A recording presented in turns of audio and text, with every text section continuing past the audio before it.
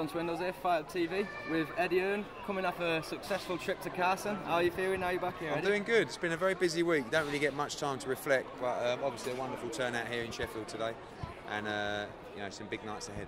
Yeah, Kell Brook there, obviously successful. Those scorecards when they were being read out, what came through? You had the 114, 114. You know, when the fight finished, I felt that he won the fight quite easily. I spoke to Oscar De La Hoya. He felt the same. Everyone felt the same. And then when we got in there and heard Dave Parris's cards, I thought, wow, what's going on here? And then when I heard 117, 111, then 116, 112, I was thinking, oh, please don't turn us over here. How can they have it that wide? Because I felt the only way you could have it wide was for Kell. Do you know what I mean? If you're going to give it to Porter, it was like, I mean, I couldn't see it in a million years, but a draw or a round or, you know, and obviously when they read the results, it was just a very memorable night that we'll never forget. Going forward from that, what are we looking at December? What opponents have been mentioned? So many throwing their names into the pot. You know, Josecito Lopez, Brandon Rios, Marquez, which I think is unlikely, Thurman, Bundu, all proper fights. And I think the public will be very pleased with the choice because Kell Brook is capable of beating these guys and he's got no problem with taking those kind of people on in the first defence. So we need one that's going to keep the momentum going. We need one that's going to help the likes of the Amir Khan fight and the Floyd Mayweather build and give him legitimacy. But don't forget, he's been over to America and he's beaten one of the top fighters in the division. So I think he's more than legitimate, he's more than credible, and now we just got to grow on that. In that fight, he had to hold a lot, but that wasn't Kell's fault. That was more down to the style of Porter, the way that he comes in. He gets in close, he comes first with his head. Do you think Kell could have fought that fight any differently? No, I thought it was perfect. I thought it was the perfect game plan. Porter comes in low with the head, he was hitting behind the head, he was headbutting, he was using his shoulders. So Kell just tied him up. You know, and then they boxed at range and Kell just outboxed him. And he was much smarter, he did the cleaner work, did the more clever work, he hit him with the crisper shots, couldn't miss him with the right hand. I thought he was a worthy winner. And the passion from yourself as those scorecards have been out and just after, does that show you that you're maybe a different breed of promoter because you were so invested in that fight? I think everybody, listen, everyone wants to win.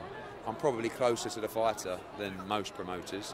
You know, the amount of times I've sat there with Terry in the front room, you know, looking at it thinking, oh, you know, pull-outs, and he hadn't made the weight well against Carson Jones and stuff like that.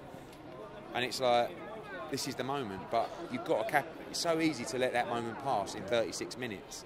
And it's only the special fighters that capture it and make it happen, you know, and he did it, and that's because he's a special fighter. This bill in December, it's been touted to have both Kell and Amir fighting separate opponents. Is there any idea of who Amir might be fighting on? No, not really, not really. I mean, obviously that's up to Golden Boy and Al Heyman, but we're looking to build something very special in December, and I think the fans are going to get a real treat.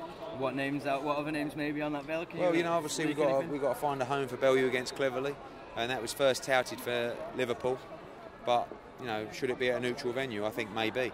James DeGale looks like now he'll get out. Scott Quigg will probably be ready for another defence. Anthony Joshua may be ready for a British title by then, so we could have a very, very special card on our hands. That would be a massive card. Also there, when you travelled to America, you had Luke Campbell fight on that card. What did you think of his performance? It's quite a quick one, wasn't it? Yeah, it was great. I mean, him and Callum Smith both boxed. Really more about the experience than the fight itself. You're going in really blind against these kids. So Callum boxed the kid who was 5-0 from Mexico. Turned out he was quite average, but how do you know how? I mean, there's not, you know, you expect him to be decent. And Luke boxed a journeyman who beat Beltran and been in with some top names. Both looked sensational. Both had a wonderful time, wonderful experience. And it's all about when they go back for a big fight, they've already had that experience, and it puts them in great stead. Just like it did with Kell when he, you know, boxed in Atlantic City a couple of years ago. He'd already been there, already experienced it. And I think that was probably a major factor for his success. That fight with Amir Khan, when it comes around, what skills and abilities does Kell have that you think gives him the advantage in that fight? Well, I think he punches very hard. I think he's a lot cleverer than people think. His accuracy is fantastic. And his confidence is going to be through the roof. Amir Khan's a great fighter. He's achieved a hell of a lot in the sport, but he is fragile. You know, we all know that. And Kell does punch hard, and you're going to see him adopt a different kind of game plan in different fights. Like the Porter fight was all about being technically spot on, tying him up, you know, being smart. Whereas when he fights other opponents that maybe want to come forward and a little bit easier to hit, I think he's just going to destroy them.